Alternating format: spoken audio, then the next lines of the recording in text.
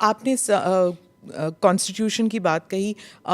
हाल ही में एक्चुअली कल ही हुआ था कि एक कॉमेडियन जो हैं महाराष्ट्र में, उन्होंने संविधान को दिखाया और कहा इस संविधान से मुझे अभिव्यक्ति की आज़ादी मिलती है, मैं कुछ भी कह सकता हूँ। अभिव्यक्ति की आज़ादी कानून के दायरे में, संवैधानिक मूल्यों के दायरे में होना चाहिए और उसी दायरे में अभिव्यक्ति की स्वतंत्रता है। आपके अभिव्यक्ति की स्वतंत्रता किसी दूसरे पर व्यक्तिगत प्रहार करने के लिए नहीं हो सकती है। दुर्भाग्य है कि कुछ लोगों ने देश का चीरहरण करना, विभाजन की खाई को और चौड़ी करने के लिए इस अभिव्यक्ति की स्वतंत्रता को अपना जन्मसिद्ध अधिकार मान लिया है।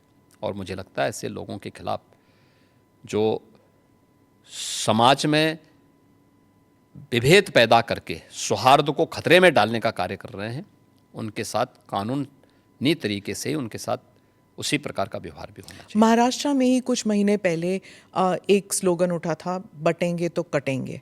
वो भी ऐसे ही विभाजनकारी स्लोगन ही था। विभाजनकारी नहीं था।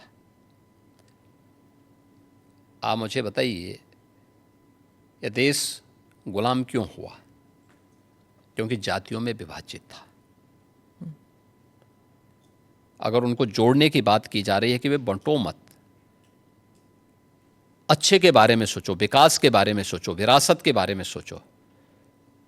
ये उछला नहीं था, ये यूपी से मैंने ही कहा था कि बटेंगे तो कटेंगे, एक रहेंगे तो सेफ रहेंगे। तो ये बात यहाँ से हमने कही थी और मुझे लगता है कि चीज़ें आगे बढ़ी, लेकिन इसमें बुराई आगे बढ़ी। इलेक्शन जीत गए आप। नहीं, इलेक्शन हम उससे कारण नहीं जीते। इलेक्शन के बहुत सारे कारण होते हैं। एक नारा इलेक्शन जीतने का कटने की बात जब होती है तो कैसे जुड़ने की बात? क्या बात करते हैं, क्यों नहीं जुड़ेंगे?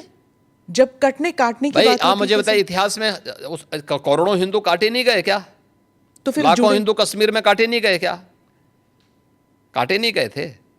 तो इसीलिए हम उसको भूल क्यों जाते हैं? इतिहास वर्तमान का दर्पण होता है और भविष्य की कार्य योजना बनाने का एक माध्यम भी होता है। तो इसको खुरेद के इसलिए वर्तमान पीढ़ी भूल गई होगी तो उसको बताने का एक माध्यम है। अरे बताना पड़ेगा हमें, ये हमारा दायित्व भी है। पर ये खुरेदने से क्या दंगे वंगे नहीं होंगे? दंगे कैसे होंगे? फिर दंगाइयों का उपचार भी तो है। दंगों से वह डरेगा जो उन दंगाइयों के सामने घुटने टेक करके नाक रगड़ते हैं।